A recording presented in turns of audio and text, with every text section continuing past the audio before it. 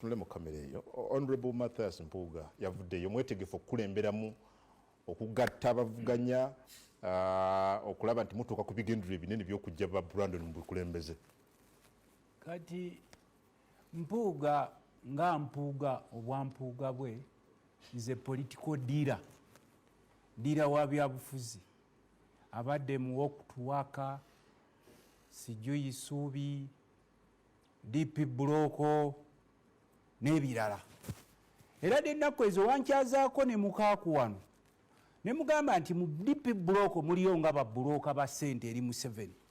Ennaku ezo ne mpulira nga bavaawo obubi nnyo bamukaaku nti balina ettooke lye Museveni lyabawa mukama waabwe oba mayanja n'abatwala entyagi maalidde ettooke emisinde. Kakati ono Mpuuga kyetusooka okumusaba alekeraawo okwekweka mu Buganda bw'aba azannya emizannyo gye.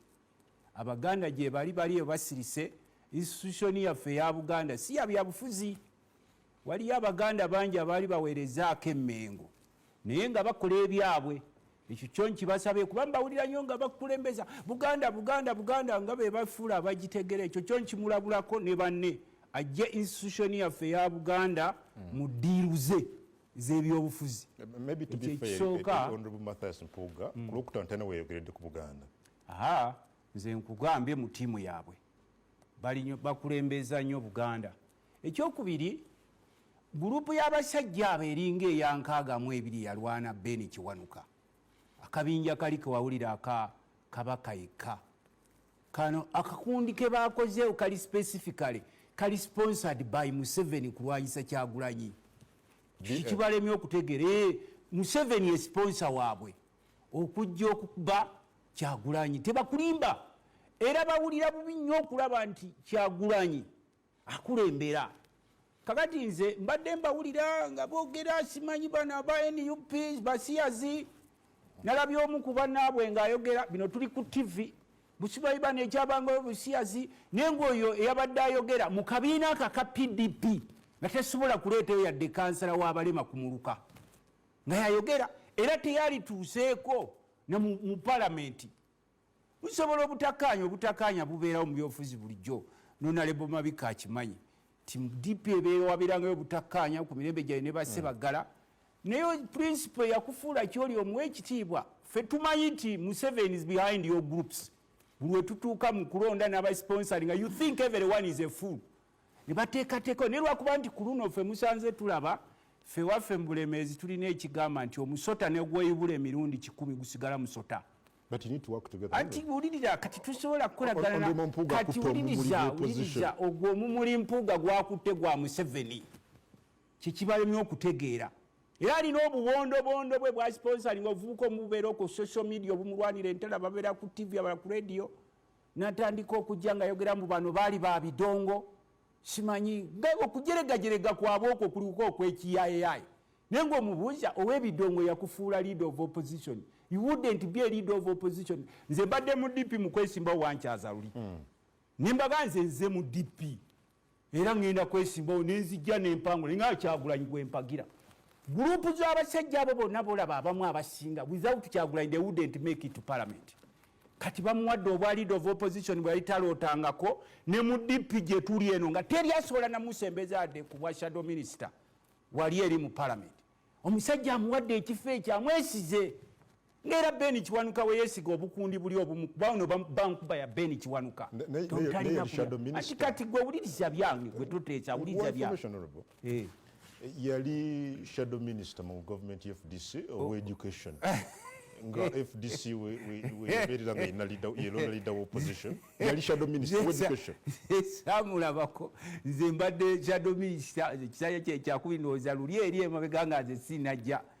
Omusajja amuwadde obwa leader of opposition atuuse wali atandise omusekeeterera asekeeterera ekibiina ekyamugira ayita ababaka tulina kye tubaza alina obukundikundi bwe bumugira mbusimanyi ono ewaffe gwe twazimba Kyagulanyi ye teyazimbibwa mulowooza nga muteekawo obukundi bwammwe. Omusajja akutte egyo emisango gye yagwamu egy'essente amuyise batudde ng'era abantu mumanya nti ffenna tukemebwa bamukanyiza naye bamutuusiza ebbali atakomyawo amuwadde n'ekifo ekya komishona. Ekifo kya komishona nalebo Mabika yali abaddeko mu palamenti si kya bulijjo.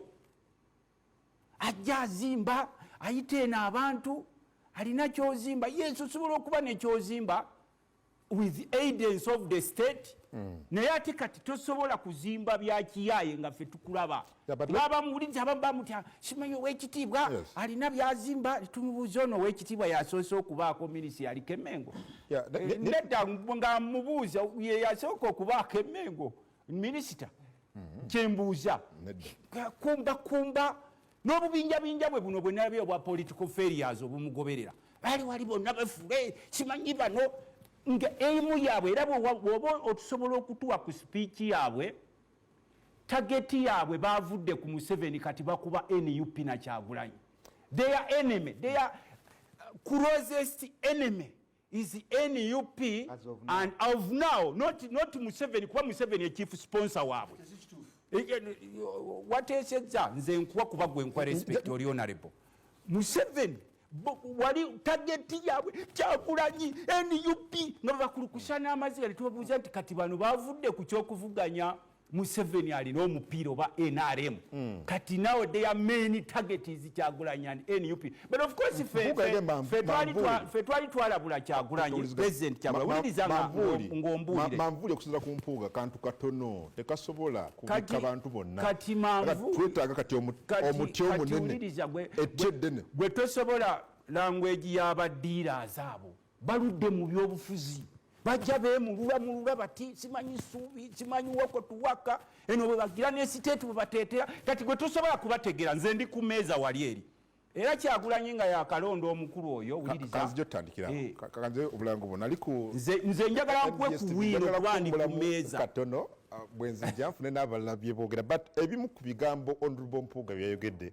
yagambye we need to think anew tuwuliziganye Honorable Lutamaguzi Honorable Mpuuga we need to think DP block simanyi bakati nzikirizibwa okumuyita principal owa DA wali sabu tukwandiza Honorable Senkagale amazika kamuja principal kitegeeza Senkagale so it's okay nzo kuyita Senkagale wa DA wetulimu tukiba akani nsanyise nnyo mugana wange kubeera ku NBS webali nnyo okukyaza webali ddala nsanyise nnyo okusinkana baganda bange bano bonna muganda wange oli ogutwalideko mu DP muganda wange wa NRM muganda wange bawa NRM omulala aliwa ono luta amanyiddwa ono wa NRM RDC wamma RDC NRM muganda wange Kalwanga ye mutegera bulungi ndowooza tujja kubaganya bulungi ebirowoozo abali tulina Honorable Brandon Kintu akiikira abantu ba Kagoma eyo Mambuka sebo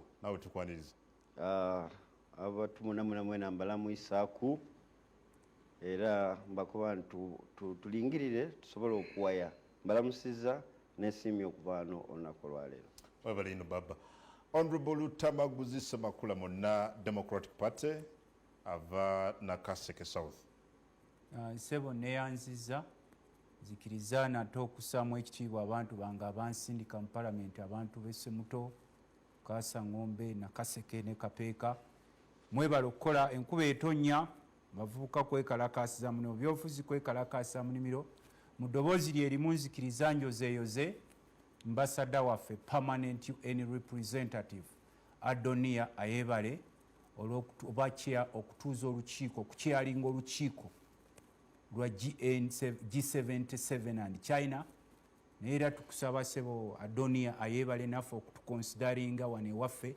naddala ku bya climate change of course ekyo nkikusabye nga member waffe wa parliament ne kensembyayo ndi shadow minister mbadde nsaba mwami Museveni ajjukire abantu b'e Kasokoso abali mu kugobebwa abantu bangi hundreds of people Kasokoso bagobebwa ku ttaka lyabwe lye babasangawo nga mujja mu buyinza abantu omwe abasanga bali settled here naye mubagoba kyekimu n'okusumulula abantu b'omu Lubigi be mwateeka mu makomera sebo manye ekyo kikunyizizza nnyo naye kituuma tugenda mu nnaku nkulu bannansi be mwasanga ku bibanja byabwe ate kubanga ati mubasiba mubatwala mu makomera ekyo tekijja kukola sebo neyanza mukama wange olina omukulu Yasini Ndidde amyuka omukiise wa president mu district ey'Eryantone buliza bwatulaba. Sebo nange neyanza abalabi b'NBS njagala okutwala mukisa guno okubalamusaako. Adam Kongo njagala kwebaza nti bw'otunuulira seeti eno bannasingo tuliko babiri. Ndi eno ne Honorable David Karwanga ali eri mu ngeri ey'enjawulo nange nzikiriza mbuuze ku bantu abanjola aba Mityana naddala abawangalya mu municipality. Nze ayawukana ku bano nti bo bonna balinnyeko mu parliament nze mbuze myezi bwezi nange nninnyeyo. Kale. Adam ndowooza twandibadde tuyamba bulungi nnyo abantu abatulaba. Yasini muganda wange singa yawukana nnyo ku Busujju newankubadde nti Busujju saza eriri mu Mityana district tekitegeeza nti ate yo etwalibwa Singo anti ekitebe kye kiri waffe era gy'oddukira saza kubira ku mipiira gy'ebika Damba ejja kubira ku mipiira erwanako ng'essaza tulaba owesingo ng'asambira Busujju gamba nti Busujju eva Singo nedda tubeere kiriya liri ssaza lya Ssaabasajja Kabaka Ery'Obusujju eriyimiridde eriyina obukulembeze obwetongodde. Kale we bali kutangaaza. Njagala kutandika ne Honorable Michael Mabike. Honorable Sebo didde yamaze neetuuka nali naawe ku lunaku olwokuna osuubiza nti mugenda kulaba tewalabye mwatongozza ki? kyabadde kiyitirivu nnyo kino bannange. Kati batusokera ki? Owerimu yatemeza ku lyabiri Wanje? owerimu yatemeza ku lyabiri olwokutaano oluwedde kyasuse Kumali mukazenzi omwabadde nga sitana kubulya ki kyabaddewo. Njagala okusooka okwebaza ennyo Honorable Mathias Mpuuga olw'okukolawo okusalawo okulungi okwo kwe yakoze kumwawulidde obulungi. Njagala okwebaza nnyo banna DP Block abakoze omulimu ogw'amaanyi ennyo okulaga eggwanga nti waliwo eddoboozi erifaanana bwe lityo. Njagala okwebaza nnyo ba team leader n'abantu baffe bonna abavudde mu bitundu by'eggwanga ebyenjawulo ababadde abasanyufu era ndoza olaba ekifaananyi ekyo abantu nga basanyufu nnyo ekyo kye babadde balinda. Kakati muganda wange omukolo gw'olwokutaano lyabadde ejjinja limu eryakubye ebinyonyi nga 10. Wabadde babagamba nti Mpuuga finito naye labayo oyo efinito oyo Mpuuga walabye oyo Mpuuga finito awedde emirimu waliwo abaali bagamba nti DP Block finito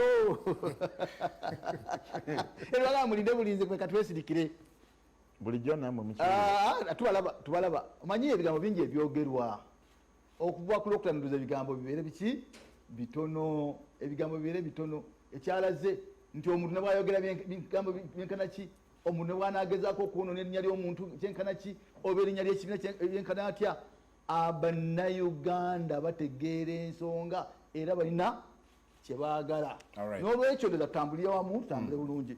Olunaku olwokutaano twatongoza gwe tuyise omwaliriro platform. Ponagala badde babuuza muzzaako ki twakyansalinze Mpuuga yazzaako ki bino badde bamuteekako 5 simanya 5 abantu bamukyawa era yabagambye nedda ne bwemunayogera ki ne bwenayogera tutya abantu bange banzikirizaamu eggwanga linzikirizaamu era ngenda kulidambika. Kati nno DA Muzaŋŋanda yes wala ebigambo byayogedde wala omuntu yagambye naye nga mwayogedde ebigambo ebimwe nga biringa ebikuba sayidi nedda ebitwawukanya twabadde tulina okubyogera kubanga sometimes bwe mbanga mbadde ne mukwano gwa Karwanga tuli ba mukwano tutambula wamu tunywera wamu tubeera mu club emu ate ne babeerawo okubanga ntambula wabula muntu ayinza okubuuza nti ye lwaki. N'olwekyo ensonga ezitwawukanya zo twabadde tulina okuzoogera ku lunaku olwo naye ate waliwo ensonga nnyingi ezitugatta era mu kkowe eryo ku nsonga ezitugatta tugenda kutambulira wamu ngera mwami Mpuuga bwe yayogedde kubanga speech ya mwami Mpuuga gyakoze yaturepresenti nze ffenna ye yabadde official statement eyaffe ffenna. Yagambye atya? Yagambye bw'ati, yagambye DA is a big tree, it is a big tent. Kitegeeza ki? Weema nnene, muti munene guyita buli omu. Era njala bakakasa wano baganda bange abayinza okuba nga badde beewanisa emitima ebitwawula ne bannaffe ab'enjawulo twabyogedde, naye kati tugenda mu nnaku eziddako okuconcentratinga ku bitugatta. Tugenda kukolera wamu ne bannaffe bonna mu NUP, tugenda kukolera wamu ne bannaffe mu DP, tugenda kukolera wamu ne bannaffe mu UPC, tugenda kukolera wamu ne bannaffe mu ANT, era mu abalabi aba ANT n'abasigadde, okulaba nga tuzaawo omulamwa n'enkolagana eyinza okutuusa ku buwanguzi. Saagala weerabire bwana kungu. Waliwo abadagamba ne bwe mukola ebintu bino temutematemamu nnyo, nedda abatamanyi history, abatasomye history. Njala baawo kyakulabeko kya South Africa nga aba South Africa balwanyisa apartheid, omuzungu baalina ebibinja nga 8. Kambi tusomere wano, ekibinja ekisooka baali bakita ANC, ekibinja ekyokubiri bakita COSATU, Congress of South African Trade Unions, ekibinja ekyokusatu baali bakita Communist Party of South Africa, ekibinja ekirala baali bakiyita Inkatha Freedom Movement, ekibinja ekirala baali bakiyita PAC, Pan African Movement. Byali bibinja byanjawulo byaba South Africa, bonna ne kirulira kimu. Nolwekyo kati twetongodde okulaba nga ffe abeetegeera abatali bafinita abatali ki tusobola tukola omulamwa, era omulamwa ogwo twagwanjulidde eggwanga. Naye akati ekiddako kulaba nga butya bwe tukalagana bano bonna okusika amaanyi, okwongera amaanyi mu mulamwa gw'okuleeta enkyukakyuka mu ggwanga. Njagala tubeere b'amazima eri abatulaba, because bwoga nti mugenda kukolaganira wamu n'abanupu n'abibiina ebirala, mugenda kukolagana wamu nabo mutya nga mubadde nabo mulemereddwa okubeera nga mukolagana kimu. Ekyokubiri, this appeared like a breakaway, mulingaga nti kakati eri kirimu akisuddewo direction empya yeeno. Ate breakaway etya? Bwana Mpuga ye vice president wa NUP. Bwana Mpuga ye vice president wa NUP yalagobedde bamuwumuza suspension. bamuwumuza olw'obukupya. Okuwumuza tekitegeeza kugobwa, because epate ogoba omuntu, epate ekibiina kya byobufuzi, fena tubadde mu bibiina byobufuzi, ogoba omuntu mateeka, oyita mu mitendera, tojja buzi ku radio akyakiririza mu miramwa n'ebigendera bya kiringa nawano bwana kungu. Honorable tuliziganye, Honorable Mpuga ye deputy president wa NUP wano mu Buganda ali ku suspension, akyakiririza mu miramwa n'ebigendera bya NUP. Dr. Abed Bwanika member wa parliament owa NUP, mukyala gundi mukyala Kabuye member wa parliament, Moteka yabadde kyamaani w'emikolo. Waliwo eyo ebbaluwa ebawumuza oba ebagoba mu NUP. Akati kyalo okugamba kiri bwe kiti, DA nga platform si kibiina kya byabufuzi yet, era wakyaliwo chance nene, omukisa munene nnyo ne DA, abantu bonna abali mu DA n'okuddamu okukolaganira bulungi mu kibiina kyabwe. No. Wakyaliwo omukisa ogwo. Wulira. Listen to this. Nawuliriza kati goli mu DA oba oli mu NBS. I heard what Honorable Mpuga said. Mpuga yakugambye nti eno civic platform egenda okufuuka mu maaso awo electoral platform sponsoring ne ba candidates bwetaafuuke. Wulira sponsoring ne ba okujoga ati abadde alimu bwetaafuuke. Anyway njala kubuulira nti tugenda kukwataganya wamu mukamawo otandise mukamawo muyisamu eggaali. Njagala mutegere bulungi enkolagana. For instance twana ekigamba kyabala PFT platform nga DA tekigaana kukolagana na kibiina kyonna. Tugenda kukolagana na buli kibiina ku mulamwa, yadde twetongodde naye tugenda kukolagana na buli kibiina ku mulamwa gukulaba butya bwetulete enkyukakyuka mu ggwanga, butya bwetuletawo electoral reforms, butya bwetuteekawo administrative reforms, butya bwetukola ku nsonga esatu ennene zetwayogeddeko. Ensonga esooka eya transition twajogeddeko. Tuba tutya mu nkola y'aba Brandon ne tudda mu nkola ya demokrasia ey'ekimmemmette. Eyo nsonga nkulu nnyo tunakwatira wamu tuyinza okwogeraganya ede tuli bibiina bya njawulo. Ensonga ya reform of government butya bwe tutereeza ebyokulonda, butya bwe tutereeza amateeka amabi mu ggwanga, butya bwe tutereeza ensonga ezinyingi abantu. Eyo nsonga nkulu nnyo tuyinza okukwatira wamu ne bannaffe ne tugitambuza. Twayogere ku nsonga ya reconciliation. Okusonyiwagana. Katunaba DP ne NUP bantu baffe. Tunasonyiwagana ne UPC n'ebibiina ebirala nga tunakusonyiwagana n'abantu baffe. N'olwekyo ku miramu egyo emikulu tuyinza okukolera awamu. Era njala kuzaayo South Africa ne South Africa yadde twali tulaba nti ebibiina bya njawulo biringa 7 naye at the end of the day wagenda okulaba nga ebiri like minded nga ANC nga COSATU nga Congress of South African Trade Unions nga Inkatha Freedom Movement bikolaganira wamu. N'olwekyo ebitwawula twabyogedde era ebyo bitwawula tetukkizagana nabyo, naye ebyo ebiyinza okuba nga bitugatta, emiramu egitugatta tujja kukwatira wamu. Okukola bino byonna kyabadde kitagisa kujja na platform mpya ya kituufu kubanga ebibiina byobufuzi birina ebizibu byabyo nga bwena bwe mumanyi nti waliwo ebintu bingi, waliwo emiguwa mingi egiyinza okukusibwa ng'oli mu kibiina ky'ebyobufuzi egiyinza okugaana, egiyinza okukulemesa okutambuza revolution. Njala kyakulabirako Dr. Besigye bwe yakwata obwa pulezidenti bwa FDC yayagala nnyo okuvuga FDC nga revolutionary organization. Kitegeeza ki?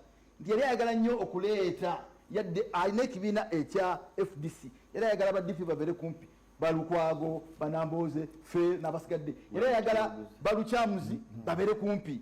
Naye munda mu kibiina kye n'ajjawo force egamba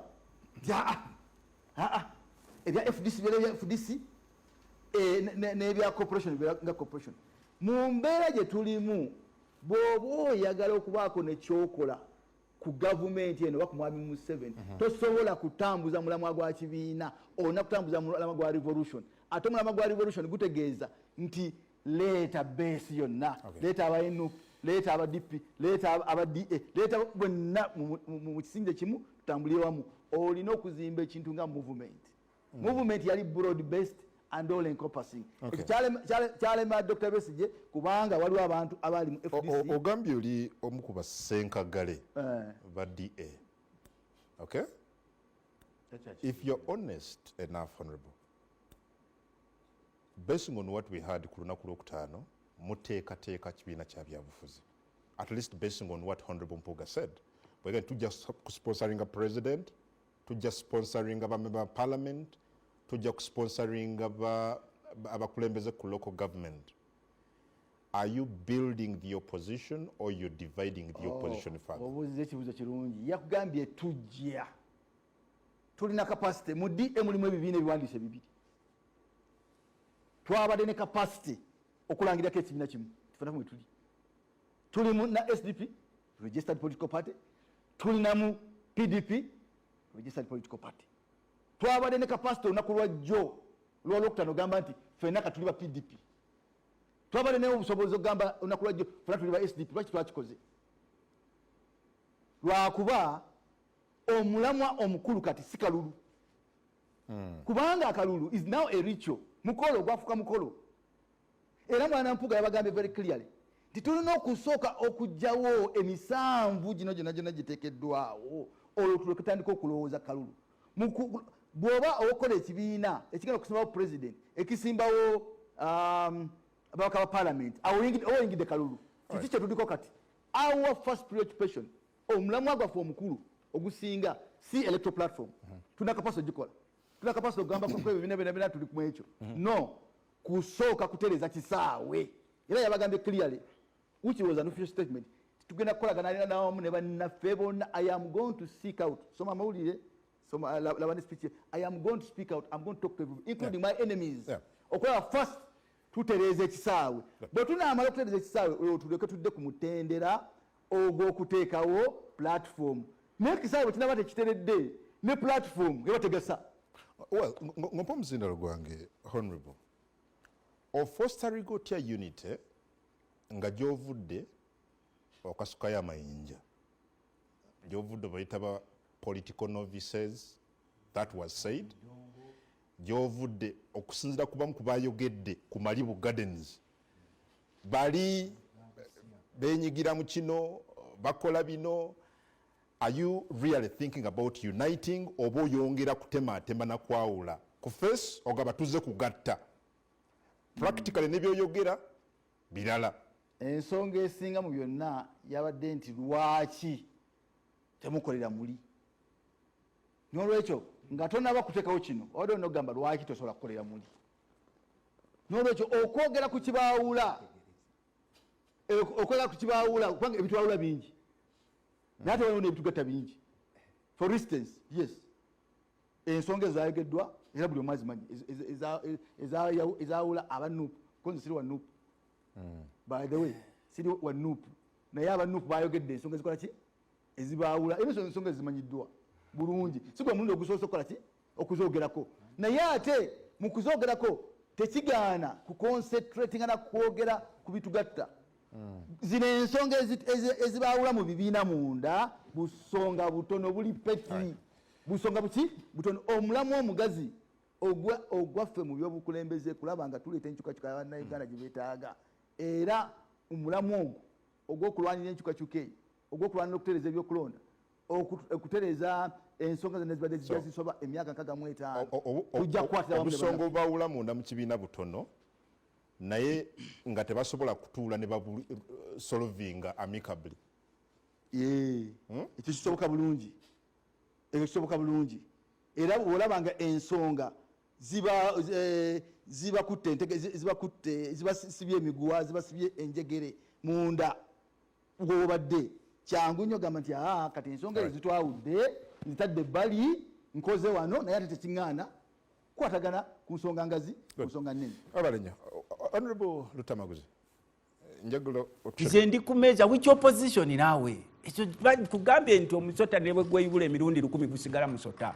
Kati nkugamba bazanyiranga ku Ssemwogerere ne bazanyira ku Ssebaana baabo Namulaba yali atudde n'embabazi ng'atema kati yagenza okujjamu eno NUP nga nongooseemukko eno mu NUP oli bwakugamba nti ndi miryanga asooka kukakasiza ddala oba gy'oli.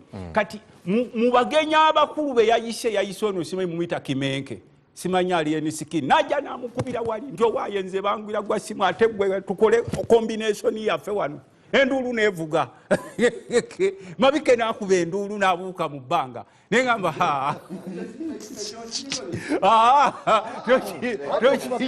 tokinyonyola kubanga wafunye omuzindaalo. naye Honorable Mpuuga wamuwulidde bulungi. Ebigambo namuwulirizzaayo talina kipya. I've already told you Mpuuga is a political dealer. But did you listen? Is a dealer politically. This time asanze abantu bali smart. Did you listen to what he said? Anti yayogedde ki? Bwakugamba nti twetaaga entandikwa empya. Entandikwa eriwa gy'azzayo ng'akola eriwa. Muwoko Tuwaka yagiteekawo, Musubi yagiteekawo, mu DP yagiteekawo, mu DP Buloko yagiteekawo, mu TJ yagiteekawo, mu iPod yagiteekawo. Kugambe these are dealers. Only that this time they have found when people are very smart. N'obubinjabinja bwabwe obulaba kati abavubuka bano balongooseemukko buli bagerako okugiraagira bati ngambwa gundi tukulaba komawo engulu dengulu ng'atandika okkomawo ayogera ebigambo. Kugambye Mpuuga is deployed to fight NUP and Kyagulanyi. Era eno DA eringa walaba Kabaka yekka bwe bagikola okulwanyisa Ben Kiwanuka. Kati omuvubuka ono wano waliwo gundi egira nti Abaganda tebalifuga. Make my statement. This is the first time we tufunye omuntu candidate nga asailing across the country. Kakati ono omukulu yabadde ajazanya emizannyo gye nga people have not been smart enough to not see nze Gambia ndi ku meeza era bwe yayise omugenyi w'omukulu Kimenke oba gwe muyita alien skin n'ayogera ebigambo bye nabano bonna abamubadde major political failures abadde bamwetoolodde nga bakuba mu ngalo mukati tuleese chapter empya ffe twalengedde nti Dr. Abed ali mu parliament lwaki muyita political anti failure kati nkugambye bwe nakusomesa mirundi emeka lwaki Mabike wuuno wano y'omu ku baali mu parliament anti nkugambye bisanja bibiri biramba you can't say someone yali mu parliament bisanja ekyagala kiwulira nga avule mu parliament ajja kukyeyogerera nze nkugambe Mpuuga is predominantly surrounded by political failures abatakyalina ssuubi mu byabufuzi bya Uganda. Honorable Brandon, tugaite obutakkaanya bwa Honorable Mathias ne banne be yabadde nabo ku Malibu Gardens bwabadde butuuse ku level eri irreconcilable, and number 2 agattako ku bavuganya oba atoolako? Okusookera ddala nze okwawukanaku ne bannange njagala okuyozaayoza bannaffe aba Democratic Alliance tumuyogoyoge. Uganda ngeri under NRM, it's a free space, multi-party democracy. Nange nina aspirations era bwenkeera enkya ne ŋŋamba nti nzigulawo ekibiina, it's free. Kakati njagala abakulu bano bonna abali wano ne batakikola kati mu mitima begatte bayozeyoze gavumenti ya NRM okulabika nga tulina free space allowing political parties cooperating buli we baagala. Tulina political parties ndowooza ziweranga 36 or so. Era ne bwe ziba 10 abantu basobola okujja.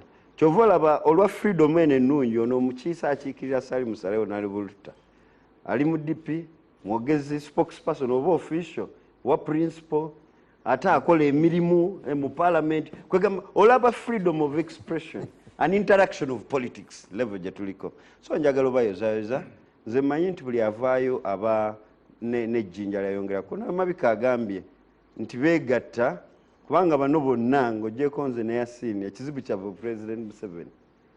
Era bw'obabuuza kiki ati eriya yagamba nze bwenkeera okulya ndira ku Museveni, bwe nywa caayi munywerako, bwe mba nsaba saasaba Katonda nsaba President Museveni kuvaawo. Kaakati bwe bawera bwe batyo bw'otunuulira ne waffe mu Kenya baliraanwa baffe mukimanyi bulungi nti bo bagenda nnyo mu alliances baba bagenda okulonda era political parties toziwulira. ODM ogenda okulaba nti Jubilee Umoja ne bakola alliance ne batunuulira. Bano bannaffe tebasobola kwegatta ne bagezaako wane naggulu basikayo Besigye mu TDA. Tewabewulira nga mbabaziba ne bamusikayo speed basse mujabo duka vaayo tugende vaano. Kakati kino kiraga ki? One, nti abantu balina political space. Abantu omuntu ate baba mu kibiina kungu togamba nti ojja kuba suffocated oba tolina mutwego. Kakati bannaffe bano ab'SDP aba TPP aba parties obwezito eriyo nene endala oba FFP oba PPF ziri kujja nnyingi. Buli omu alina eddembe era buli omu aba ne right. Ate abaami bano bonna ekibalwanya baagala nkyukakyuka ate bonna bakulembeze babadde mu leadership. Honorable Mabika ono nzijukira eri ebiseera bwe bammeeya alagidde baali ku university nali sibeera wano Haji alagidde nzijukira yajjako ejjinja eyo naye nga tubeegomba. And from that time neŋŋamba nteekwa okubaako omubaka wa parliament nga Honorable Mabika because he was very youthful. Era kati kubanga namulaba nti mukulembeze avaayo ndi mubaka waki wa parliament. Kakati nabano abali kukola bino nti political parties balina ekigendererwa naye kiri kyobuuza kireeta. One, mu political parties zonna NUPIOKA CFD naffe mu NRM tulinamu ndowooza balooya bakiyita lakuna. Tulinamu obutategeeragana mu bibiina nga bwe tuli abantu bavuba mu bibiina ne bajjoni. Ate n'ekintu kyenjagala tuyige nti ebibiina by'obufuzi si ssaawa ng'eno eyange nti najjugula yange lwakubanga fano tukitwala bubi nti bwe naagenda ne Kalwanga mu mmotoka bajaga nti either Kalwanga ajoininze NRM oba nze njoininze ki NUP. Tuteekwa okuba ne space tugambe nti ebibiina wantu si kya muntu eriyo n'abantu abali stubborn. Oli n'agamba kanveeyo nkole kino nnumye oli. Nze eriyo wano omwami gwe manyi naawe omumanyi omukyaza aga nti nze Besigye waagenda wenjira ki ne bwe batomedde ekisenge ati nange nkitomera n'ennyingira. Kakati abo nabo tubaamu mu political action. Batonde Mpuuga bwabanga alemereddwa okukkaanya fule n'abamu ku bakulembeze mu kibiina kya National Unity Platform ng'ali mu kibiina anaasobola okubagatta n'okukolagana nabo ng'ali bweru. Okusookera ddala ffe nze noono bwe tuba tugenda osoma misa tusooka okwetonda era tugamba gunsingidde ddala naye osooka n'otwaza n'ogenda mu maaso ga Katonda. Reconciliation process ekyo kisobola kukyogako maybe Kalwanga ng'ejali wano mu NUP director ajja tubuulira nti baateekawo measures of reconciliation. Ffe nga mu NRM tulina structures era juze bwe baatukuba akalulu wano ekisolo tiimu yaffe eya research ne reconciliation yagendayo tutegeere ffe mu pate chairman wa pate awagira ati wa independent ate n'ayita bwebanga NUP yateekawo okwo naye yamulabawo okwo oba bamuyisaamu buyisa gaali yamulabawo okwo nga founding member ng'omuntu omukulu because you cannot outset Honorable Mpuuga nti si mukulembeze in this country okujjako nga tobeera wano and you cannot say is not a VIP. You cannot say nti ffe abasatu wano tetuli babaka ba parliament tutula mu arm. Actually Honorable Mpuuga tula mu arm ya government gye tutulamu nze ne Lutamaguzi ne Honorable Kalwanga. So naye waliwo ko reconciliation bwe yavaayo kiki ekyaddawo. So either way tuyinza ogamba nti ono omukulu ndowooza maybe teyawa bwaganya kuwuliriza kubanga simanyi kye bateekayo bakama abe bateekawo measures nze mwenaale mujja kuba nkubulira kubanga njogera oba ne bannaffe bakalwanga tebaateekawo kakati wano these two oli chairperson yali deputy chairperson wa Buganda ng'ate leader of opposition ne party just subscribing n'ekirala nti naffe ffenna ano simanyi people are very silent tulina ababaka bangi musoga tukiyita kwegaddula beegaddula ne bava mu bibiina ng'ate bakyasavingira ku specific tickets ezaayo kyova olaba ffe waffe ku luli eryo bwe twali tugobye naye ndowoozawo amateeka ne gajjamuko matenkane. So ndowooza naffe wano twetaaga okutegeera ebibiina by'obufuzi bikola biti. I think we are in a crisis of understanding multi-party politics. Nti oli ajja kuvaayo nti wenanyiga ne Kalwanga kati kaŋŋendemu kuba kiri nga beesimbawo ojja kwawukana ne Honorable Mabike n'omugamba kankulage tulina abaali ba political assistants baba minister baba bakulu ba member parliament nga baawukanye naye enjawukana zino tutaddewo tutya measures kubanga neeyo gye bagenze abantu bateekawo ebibiina nebyo eno ANT jjukira yali formed mu busungu obw'amaanyi ennyo okuggyako ANT ng'olabye Mugisha Muntu ne Honorable Alaso no yali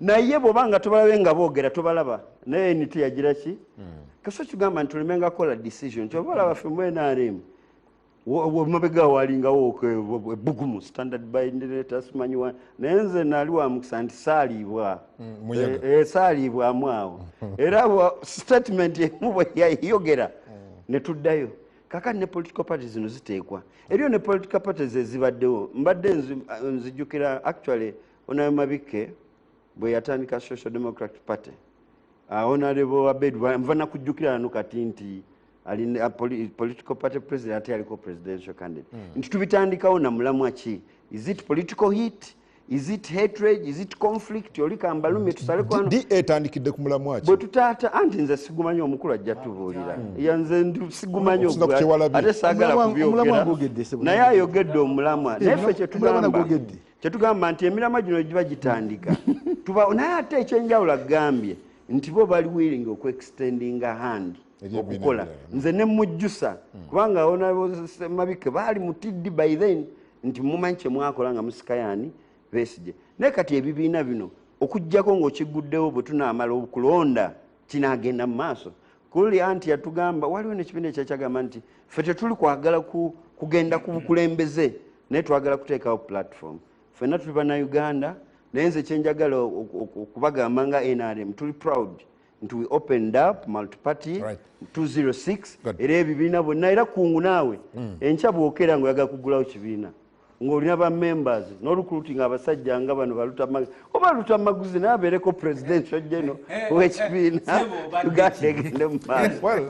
Webale nnyo Honorable Kalwanga nze bwe nalabye abakulu ba DA nga boogera nga bawanda muliro naye ndaba ntikyeka mulina ekizibu nga bali mu kibiina kya National Unity Platform perhaps singa ensonga ezaleetera Honorable Mathias Mpuuga obuzibu mu kibiina mwali muzikute differently oba oliawo nti twali tuuseewo ekibiina kiri likely okufiirwa abasajja ab'ensonga abasajja ab'omuzinze. Kakati ffe twebaza Katonda nti eryokanga neetonya.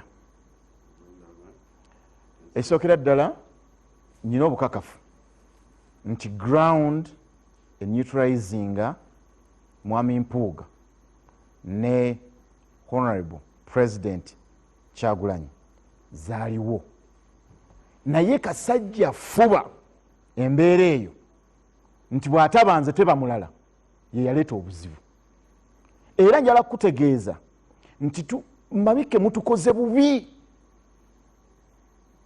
Abantu twava nze najja mu byobufuzi nga nyina abantu bentunuulidde, era nga mmanyi nti bwe tutambula nabo ensi yaffe erina gyeraga. Twatandika ebyobufuzi, nze nkugamba mazima, najja ndi NRM Rini, ebitundu byange 5 ku 100 nga mbyesigalizza. Ngenda okutuuka mu NRM nga kyensuubirayo si kyekiriyo, nenkyusa misana nentambula neneegatta ku Mwami Kyagulanyi ne tutandika ffenna National Unity Platform. Ono Mwami Mabike nabalaba nga bajja nemanya nti yes kyenayagala ne be nali njagala okutambula nabo Mukama abakoze eki abaleesi. Essaawa eno bw'aba nga asobola okweyambirwa misana n'agamba nti siberangako wa NUP. Atugambye ntabeerangako wa NUP. Nagambye sikyali wa NUP. Kirungi takyali wa NUP. Naye bwe weebuuza Mabike, kankubulire kino, ndi founder wa People Power, ndi founder wa NUP. Kakati ebyoyogera byonna biri ku record. Tumanyi baani aba founder, tumanyi baani abeegattako, tumanyi baani abajja oluvannyuma, tumanyi abajjira ku bandi wagon nga weevu ebatwala. Mwami Mabike nali naawe, kino nkimanyi okimanyi, nga tuselectinga ba flag bearer b'Emakindye. Ojjukira bulungi nnyo ng'oyagala kaadi ya NUP, era bw'otaagifuna ekyaliwo okimanyi obukyayi we bwatandikira. Nenjala bategeeza nga bannayuganda nti alifalinze ku South Africa. Kituufu ebizibu bya South Africa by then bikwatagana n'ebya Uganda as of now. Question eri nti oba answer eri nti no, ebizibu byabwe byanjawulo nnyo. Naye ekinnuma kiri kimu, era Mwami Kungu ogambye nti platform twagiteekawo, bo baali bagyetaaga. Bw'ogamba nti otaddewo omuti, kati competition eri wakati wa bus, umbrella neki n'omuti. Lwaki jjo mu kwogera kwe mwayogeddeko sawudde ku kigambo ekikwatagana na bus? Gw'atali mu kuba umbrella gimalawo. Nso mbasaba ekintu kimu. Kati nze kankuwa information Honorable Mpuuga bwe yadde ayogera yagambye ekiseera abavuganya mwegatte mwenna mujjewo oba mulwanyise Mwami Museveni nga muli kitole. Kakati linda katono. Very good. Linda katono. Oyinza okwegatta n'omuntu nti mutambule mugende mu maaso, naye ng'ebigendererwa bye si byebyo gwe byolowooza. Bano kye baliko, in fact nze ekibuuzo kye wandibadde ombuuza nti bye walabye olunaku lw'Olwokutaano bye wadde osuubira. Nadde nsuubira ebintu bingi nnyo. Ekimu ku kyo kwe kakasa bannayuganda kinzikiriza ebizibu ebibadde mu nsi eno bye naleeta ng'omuntu n'ensaba nkwatagana ne bannange tudde gye twava ensi yaffe etambule. Ekyo nadde nkisuubira, naye bwe saakirabye seewuunya. Ekyokubiri njala kugamba ekintu kimu, ddala ng'otambula lugendo olugenda mu maaso, ebigambo ebyakozesebwa Mwami Mpuuga tebigatta, byongera kutemaatema. Olunaku olumu wankyazaako wano ku NBS 1, kubanga ffe obuzibu bwe tulina tetwagala kwogera bintu enkya bye tujja kubeera referred to tiwagamba bwoti.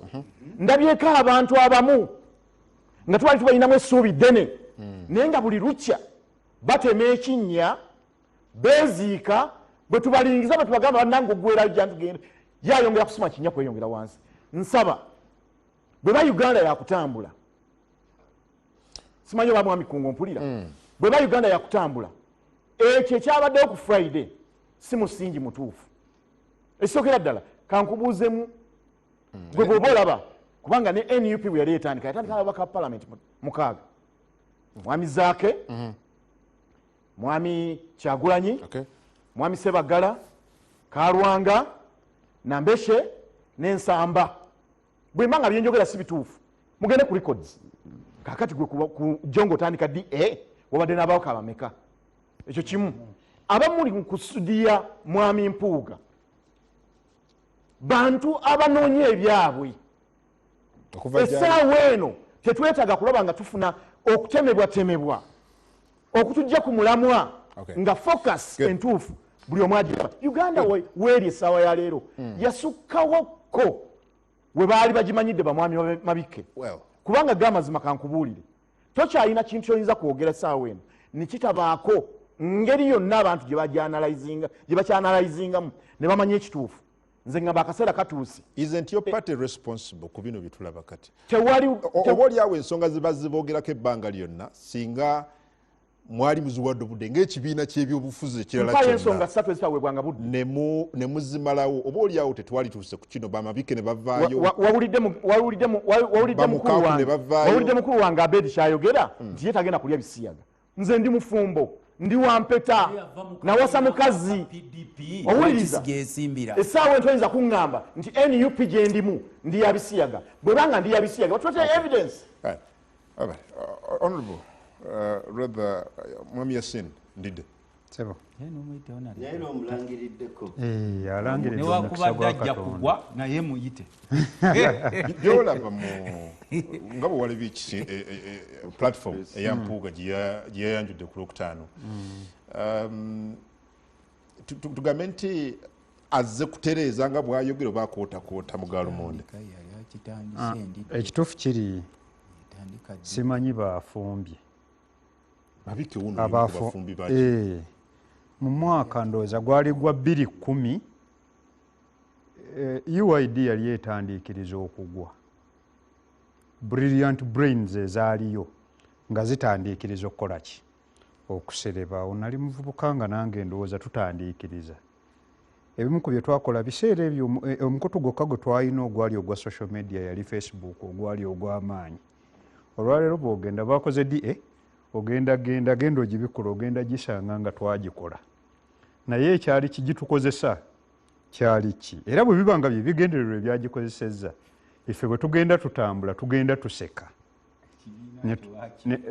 ne tugamba nti oba oli awo they are not ready to compete for politics in this country.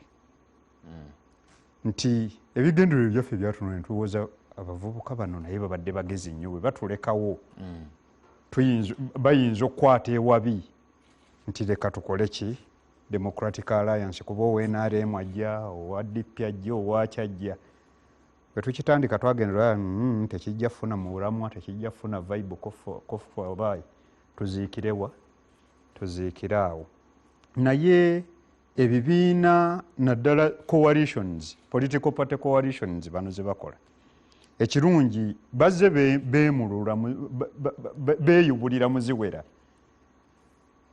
IPC TDA Suubi nga zonna zijja zikola ki zirabika singa zaali zirina ebigendererwa nga ddala bigendererwa byamaanyi zandibadde zirasitinga okumala kadde era ne ziteekawo okulwana. Omanyi tugenda ffe gye tutambula tugenda tulangirira landslide ejja kuba FDC bwe yatuvuganya ennyo mu bitundu ebimu n'ebiwamba buli kitundu ekyali kiwambiddwako nga kitwaliddwako NRM bwe tubadde tudda neki ne landslide ey'amaanyi ate bwe tubiriclaiminga tebikola ki tebidda wano baruga ne wano tewakola ki tewasoboka nga tubagaa ne wano kijja kukola ki kijja kusoboka tutya nti bw'otunuulira ebyo ebigenda mu maaso okufoominga bibiina bipya ezimu ku bye batunuulira nti bw'ogenda n'osoma kuliko omuwandiisi omu bamuyita Dennis Kadima omusajja ye executive director wa ISA Electoral Institute of Sustainable Democracy in Africa naye bw'ogenda n'osoma akatabo kaakamu agamba nti ebyobufuzi bya Africa ne parties zizimbibwa ku ethnicity mawanga, zizimbibwa ku regions, nti nze nva wano, nga ebimu ku bisinga okuleetesa coalition zino kugezaawo kujjawo buki obwo. Naye mu Uganda ekimu ku bisinga otusesa bwe ziba zitandikibwa abasinga zitandika si ntalo kino kyekikulembera ekyo ziba kusooka kusolvinga gye bayita economic divide eriwo nti gundi ansingako noona ansingako bwenkolayo kino. Era lwaki nkugaye nti nasese tekigendererwa kyaffe by then ng'abavubuka twali tetunnafunamuko ki ku munnyo nti bwe tukitandika teri agenda tusobola tujja sobola kikola ki okinyweza. Naye kati ng'eyo mwe batambulira ne Buganda nti kati tukomawo. Honorable Tamaguzi kozo obadde onangirirako ki kugwa obadde onangirirako omanyi baprofeti ab'ekizikiza bwewango oyinza obba profeti ow'ekizikiza naye emirundi egisinga bimulangirira otuuka tebikola wano we tulaga tutuuse mu kaseera ak'okweteekateeka nga tweteekateekera 2026 bwe ziba nti enju kuba eno tugibala eriogeddwa kubamu ku bano but before that waliwo abuzza wano ku muyimbi gwe mwalaze Alien Skin naga nti oya agwa mu kategore ey'abali bemuvumirira ate gwe mwaleese abakola ki abatambula banyooka njogedde ono kyawandiise agambye agwa mu kategore ez'abali bemuvumirira ate gwe mwaleese wano ne mumufuula mobilize something. Very good. Ekyokubiri honorable Mabike biki bye mugenda okukola mu DA no ebadde bitasobola kukolebwa nga muli eri ne bannabwe mu kibiina kya National Unity Platform. Ekyokusatu Lutamaguzi akugambye nti mmwe muli bakozi ba nsimbi mwagala pepera we muli muteekateekeddwa kulwanyisa Kyagulanyi mwagala munnyo bannange webale nnyo baddala era neyanziza ensonga za bannange bano naye abantu besinza okwewuunya wano ye mwami Lutamaguzi muganda wange ono nno Lutamaguzi noono Kalwanga mbewuunyiza nnyo Lutamaguzi ne Kalwanga njagala babuulira olunaku lwa leero mwogere bitono atayogere teyejjusa atayogedde Kalwanga bwana nakwede empuuga ayogere bitono n'abeedi bwanika nasirise nga nemwogera Lutamaguzi ebigambo byoyogera bya bukyayi ate si bituufu naawe okimanyi bulungi era mubyogedde okumala akabanga naye twali kikyuseeko era okumanya abanaga tebabawulira bazze mu bungi nze nabadde nkola ku butebe obutebe omutwalo gumu n'ekitundu bwaweddewo 14,000 mu tenti y'abantu 1000 tenti tewagirabye twaba ne tenti 3 kakati sagala kukayana kubanga tewabaddeyo ate I'm very shocked by the way nze mbadde ndowooza oyinza okukola even better okola better naye newunza ne reasoning yo wano mwembiriri temunaba kuwuliriza na kusoma speech ya mwami Mpuuga mu speech zonna zonna ezakoleddwa speech eyagasse speech eyabadde eraga erambika speech eyabadde eyamuza ŋŋanda eyakisajja kikulu ya bwana Mpuuga awulidde kakati si kituufu ekinyala kyogera nti Mpuuga akolera Museveni era alwanyisa Kyagulanyi kyotaaga mulwanyisa Kyagulanyi yalwanyisa yekka tewetaaga kulwanyisa Kyagulanyi yalwanyisa yekka atya topic nene that's for the next time summarize it because bwana nga kiri hanging bwana Lutamaguzi uno wano musajja weruweru nakaseke Vasali Musale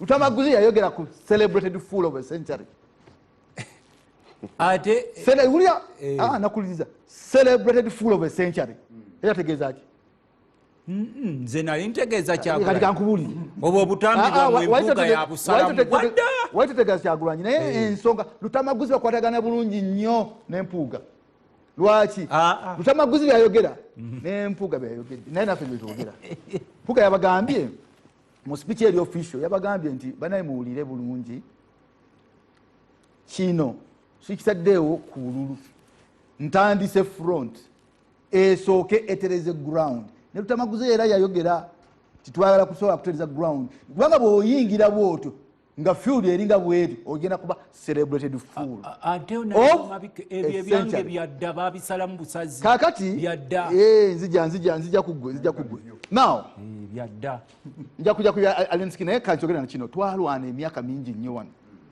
nga twagala Mwami Museveni ate bina byobufuzi Brandon akyogedde bulungi tufune multi-party dispensation twana article 269 mu constitution yali egamba wano mu Uganda waliwo ekibiina kimu era fena tuli conscripted tunakubera mu kibiina ne tulwana bwezingire mu UID ne tulwana ne Dr. Semogerere ne tulwana n'abantu ne tuzaawo enkola y'ebibiina ebingi kitegeeza ki you have a right olina eddembe okubeera ne Kalwanga oba okusalawo obutabeera naye you have a right to belong you have a right to associate and disassociate n'olwekyo ddembe lya buli munnayuganda nga bw'olaba Lutamaguzi olunaku lwaleero akugamba nti ewa NRA mu DP nfunirayo kakaadi naye nze ndi eno it is easy right tosobola gamba era yafunyayo kakati tosobola gamba muntu nti lwaki toddeyo eri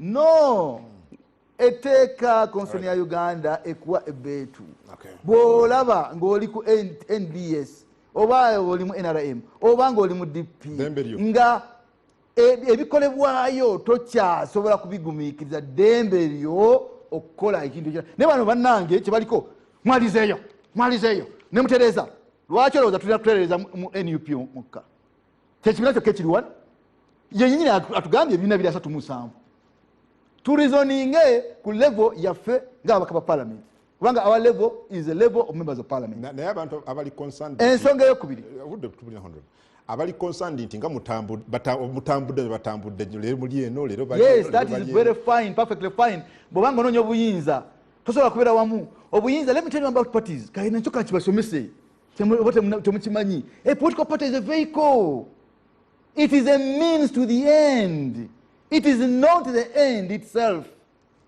The end game is the power that you want, the government you want, not this vehicle.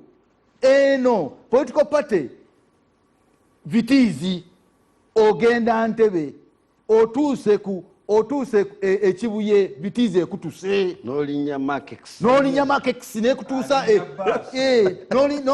n'otuka ekitubulu kati DHT Makex ekutuse V8 nejja n'obukira ki so V8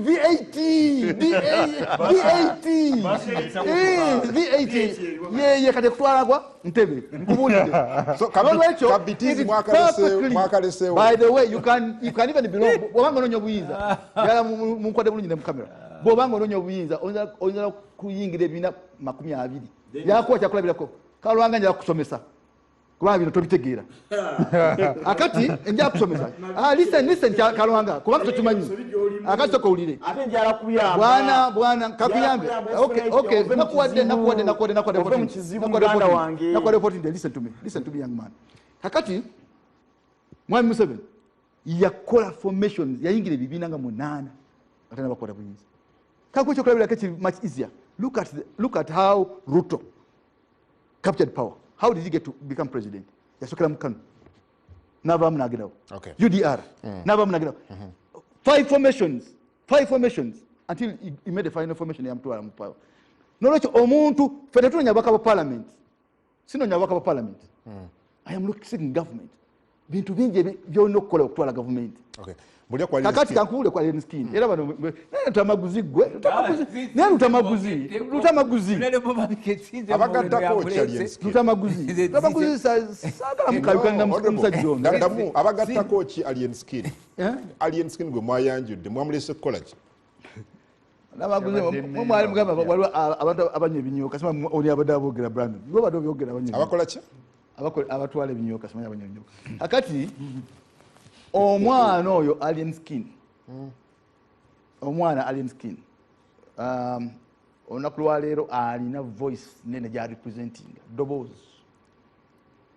bw'obanga ogenda kukola big tent bw'obanga ogenda kukola big tree omuti omugazi buli omu wayingira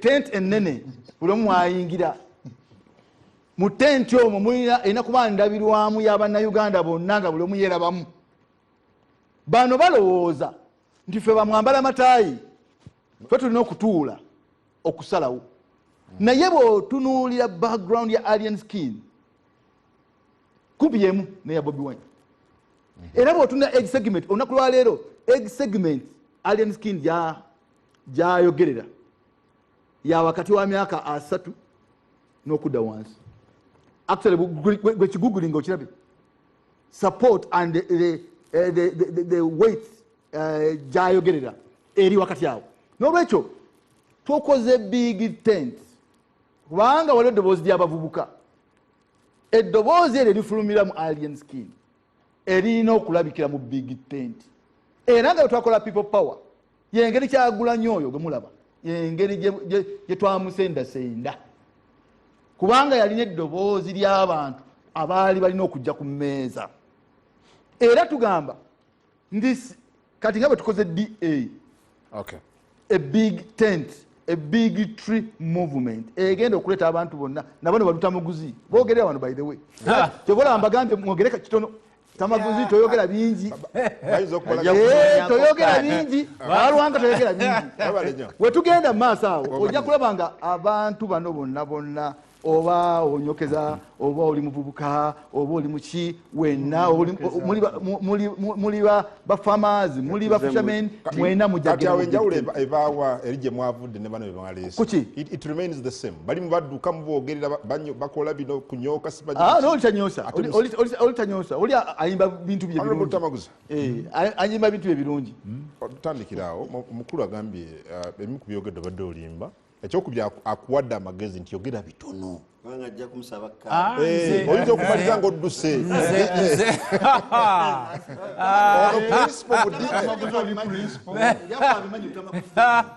kakati zonaleboma bikamanyi bwe bibanga ebyobufuzi mpuuga yabikulemberawo mba mbinyuka nakale bwabanga mpuuga yakulembera mbinyuka nenkwata enkumbi enenzirayo abewaffe nakaseke mpuuga bwabanga yabikulembeddemu temumpa kalu ngoyo yakulembedde mpuuga kakati nkubuulira nze kaadi yaabwe sigyetaaga seetaaga kubanga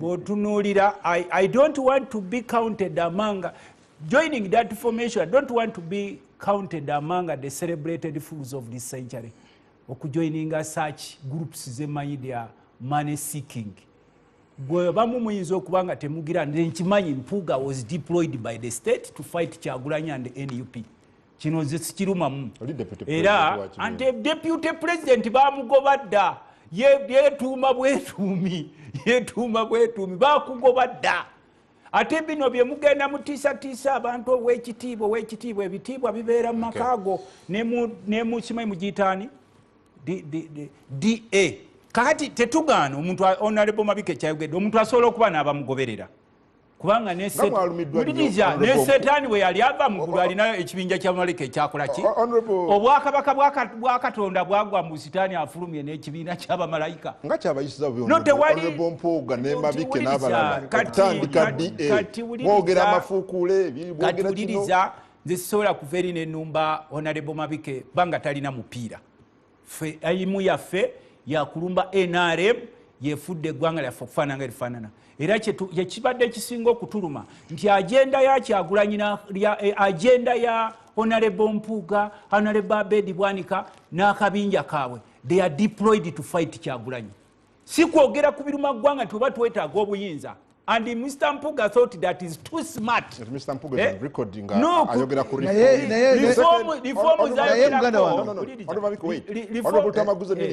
Honorable Mpuga ali ku record nga ayogera kuleta reforms ayogera ku nongosereza mateeka gafuga ebyokulonda twamugamba iwe wonna namugamba wanki azalo ne nkugamba if Mpuga is man enough nga ayogera ku reform alete ku restoration of age limit lwaki aleta term limit baga term limit bano balina akabinja kabwe soko lizona libomeke term limit mbw ayagala Museveni atandike bupya afuge ebisanja bibiri kwa Museveni nizi program alina gye bayita 50-year master plan kafe twamugamba if Mr. Mpuga you are man enough tandika ne reforms age limit tukomye okuba age limit yali 75 n'ekyokubiri omanyi bana abasajja babadde nga bali very smart nga temubategeera ffe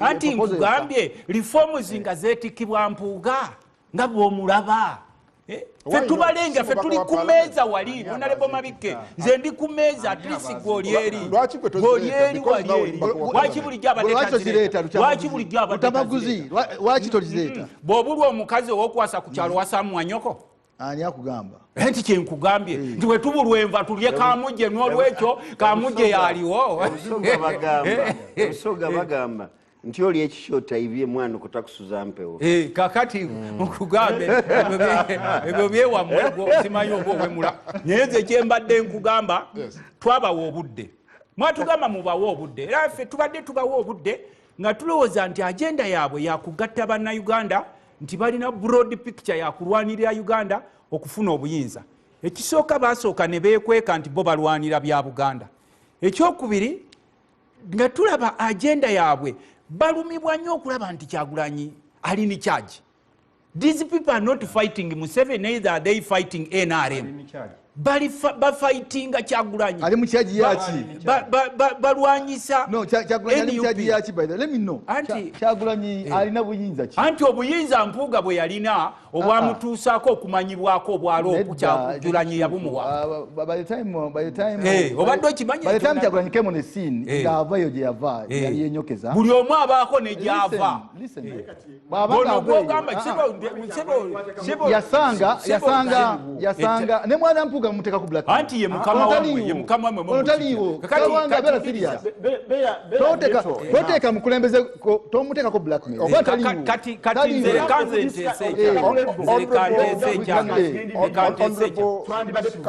nze nabawadde time kakati muwulirize banze nabadde nze ono tasaba ku discuss nga individuals swaze wano ku discuss those are not individuals naye ayogedde ekigambo Mpuuga anti kyenkugambe ye mukama wammwe ffe bayibuli twogera ku Lusifa ng'alinga yakulembera bamalayika ayogera okusiiga ekifaananyi nesisiiga kifaananyi kibiri which is not right. Wuliriza Honorable Mabike ayogera ku reforms taletanga yadde ne motion mu parliament anti kati nkugambye mpulira waleeta kati ffe tubadde tusaba just a minute kubanga buvunaanyizibwa bwaffe ffenna nga bannayuganda okukolera eggwanga lino mu bwenkanya tubadde tusaba mu abakulu abafudde ebyobufuzi ebyenfuna byammwe wakati abantu nga babonaabona nga mmwe mulowooza mujja kujja musaleesale nga amadiiro muteekewo simanyi zino diruzi parties ebyo mu budde obwo mwekube mu kifuba abantu bali eyo babonaabona abantu babagoba ku ttaka abantu bafuuse mu mboze abantu tebalina kyakulya anti naawe ze baali bakuwa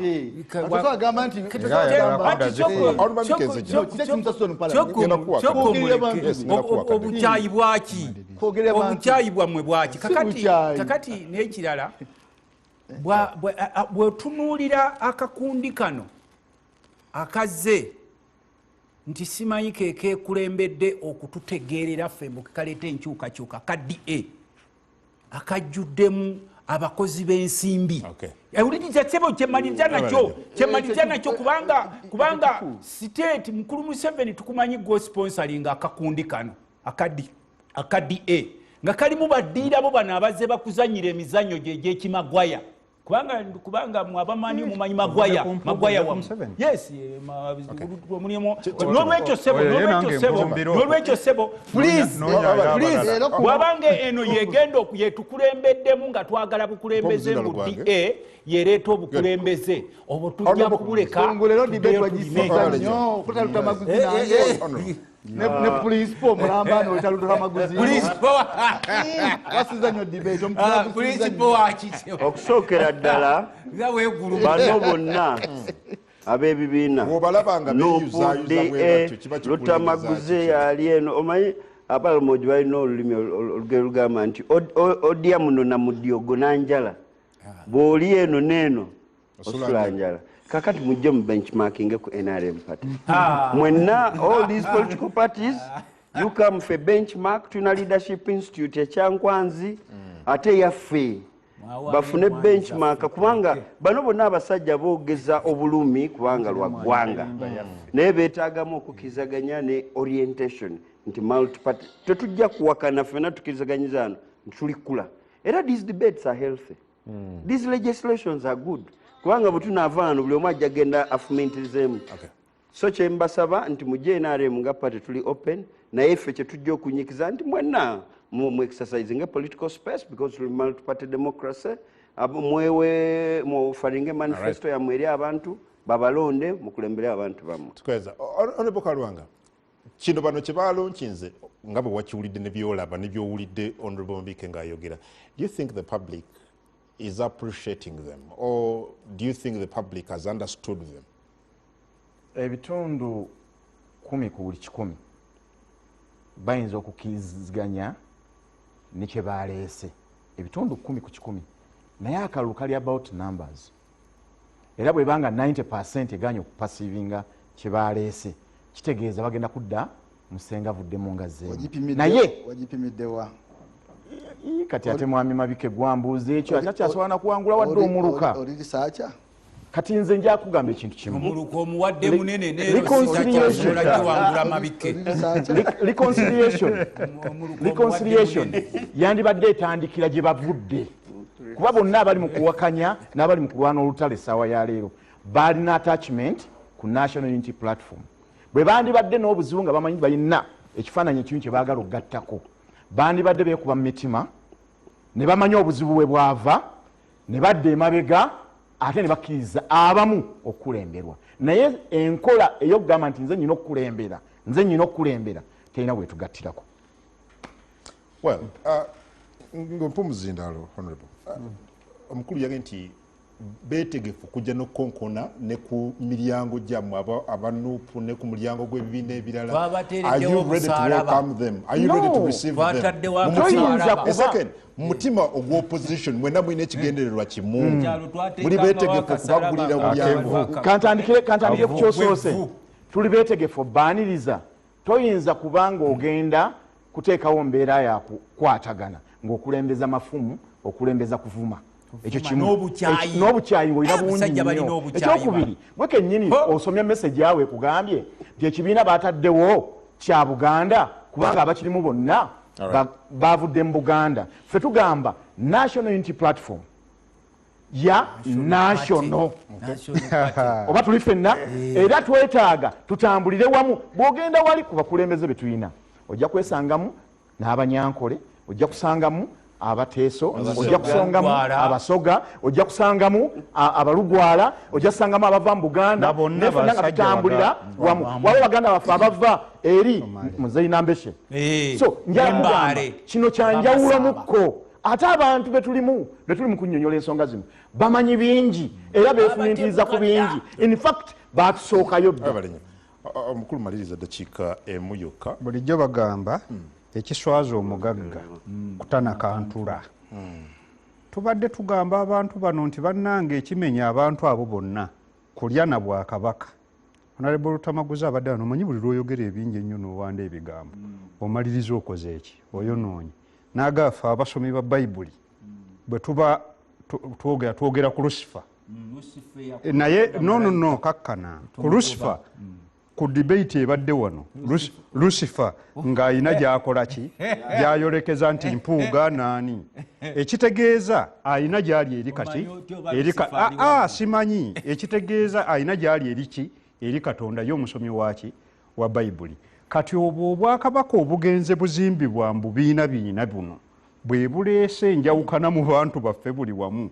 n'okubabuzaako aw'okubeera nti olwaleero bali okukulonda kiri ne bano buli omu kunoonya kukola ki kulya kati Honorable Brandon agambye bano bo bazimba obwakabaka bwabwe ne bukwatayo era bwe buli bwe bagambye nti ffe eri twogera ku Lucifer obwakabaka obwabwe olw'okuba bwakwatayo kati tebaagalawo bulala bonna bukola ki buzimbibwa ffe Honorable Lutamaguzi byonna mubikole ne bannayuganda bakooye okukola ki okulimbibwa we Syria yagenze twabateera wamwe naye mumuteekereteekere mwe bwe mubanga muwulira muyina enteekateeka ya Syria abagigezezaako balabye mu kooti mukulu we Syria yagenze weteeketeeke abagigezezaako balabye mu kooti maasho naawe onaagendayo njagala tumalirize engeri Honorable Mabike gyali owa DA omu yeka ku programu eno jamuweeta ekiiko emu atwebaliza atukunge programu y'olunaku olwaleero abatuwuliriza abatulabye mwena mwebale nnyo temuwuliza ensonga za mwami Lutamaguzi na ensonga za wanakalwanga mubadde mubasubira kwogera ki enewe DA nkuba mpya era omulamwa gwaffe new day kuza suubi mu bannayuganda badde bagamba ebyobululu binaasoboka obukulembeze bwe weebuli DA yensonga egenda okuzaawo omutindo gw'obukulembeze si nga debate gyemulabe wano debate gyemulabe wano bannange tesanyusiza kubanga abantu bazze ku bantu ne boogera ku bantu so si ku nsonga namwe mwakoze nga muli eri ku mwogera ku bantu actually you mentioned individuals honorable official statement eyakoleddwa Banampuuga teyogedde ku muti yenna yawadde obubaka obugatta abantu era twagala okubeera wano okubakakasa nti yadde wabaddewo enjawukana mu NUP yadde abantu abamu abakulembeze ba DA babadde mu NUP naye enjawukana zaabwe ntono nnyo ku kigendererwa ekigazi kyetugoba era twagala okutwala omukisa guno mwena okubakunga naye Kalwanga tukunga naye Lutamaguzi ngalange Brandon ate gwe tobeera nga Dr. Abed yageze n'agamba nti bwekiba kulya kisiyaga temupa kalulu onagambe naye ng'omugamba mu kabiina ka PDP onagambe bwekiba Mpuuga eyo si yagenda okuba twagala tulage ekyokulabirako ekirungi yadde waliwo yadde tulina differences zaffe ez'ebyobufuzi naye ate waliwo ebitugatta bigazi